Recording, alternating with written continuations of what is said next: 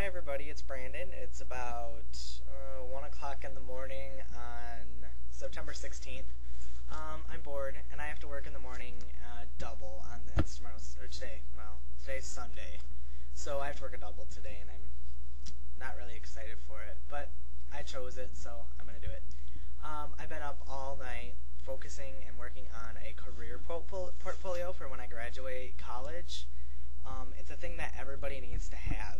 So when you go to a job, you can give them your portfolio, and I just wanted to show everybody what should be in your portfolio, and I just wanted to make people aware that you should do a portfolio. I don't have everything in it right now because I haven't completed my classes, and I just started it, but I'll just show you basically what I have.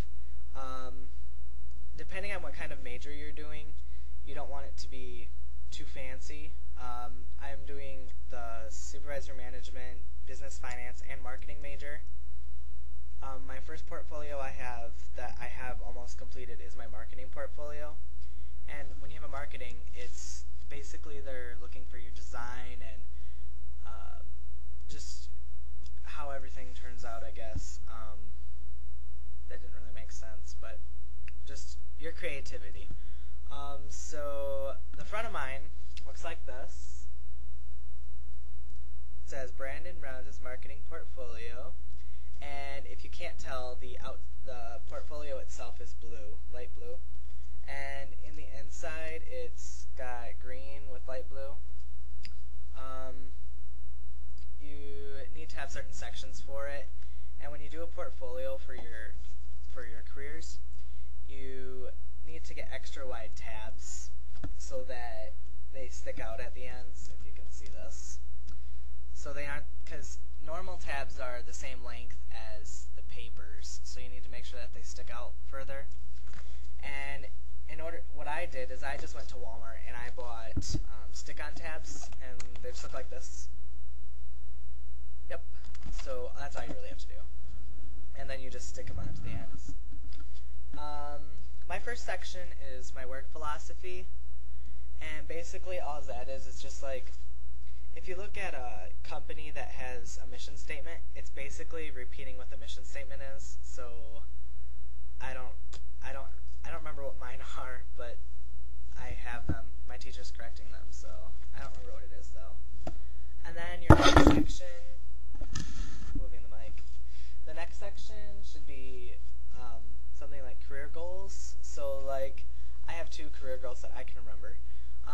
One of them is to have a leadership role in my organization, and the other one is to obtain my bachelor's degree in business administration, finance, and obtain and have the minor a minor in marketing by the year 2011. When you do your career goals, you want to make sure that they're dated, so that, and don't have anything to do with like graduating or I want to be on the dean's list, nothing like that, because by the time that you take the resume, this portfolio to your employer, you're going to be graduated already anyways. And then I went to the resume, and the resume should be printed on resume paper, which is a little bit thicker than normal paper. And this is my resume.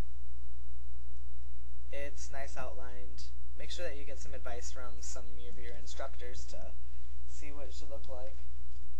And then your references, and those are part of your resume, but your references don't go on your resume. They're always next, separate, and that's what that looks like. I don't know if you guys can read it at all. Yeah, like that. And then I went to achievements and awards, and things that you put in here are like what I put in mine, where in my supervisor management degree, I got 3 different certificates for the program, so I put those in there. And then I was also on Student Senate all of the years I was in college, so I put all of those in there because we got certificates for it. And then I participated in a creative writing contest, and they gave me a certificate for that, so I put that in there as well. After that, you could put employment experiences, and basically you just put down what jobs you've had and like what you did at those jobs. I forget. Oh, it's www.onet.com is a very good place for like job descriptions. You just type in like what your job was, and then it gives you a lot of examples. It's worded really nice. Like for when I work at as a cook, a cashier, and waitress at A&W, they put like trained workers in food preparation and in service, sanitation, and safety procedures. Like I probably wouldn't even thought of that, so I copied that from ONET. And then after that, educational work samples. This is stuff that you're proud of doing from when you were in college. Like in here I put, for my introduction to business class, I got 100% on one of my exams, so I put that in there. And just a reflective paper for functions of a supervisor I did. I got a pretty good grade on that, so I put that in there. And some business law homework I got 100% on, and things like that.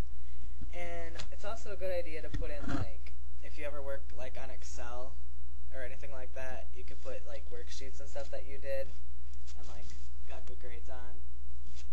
And then I put in my computer concepts class, we had to create brochures and stuff like that, so I put those in there. And then if you get syllabi, which are outlines of your classes from teachers, keep those because those are needed to put in here too. So I made a section for syllabi, and then I just put all of the syllabus in there that I have.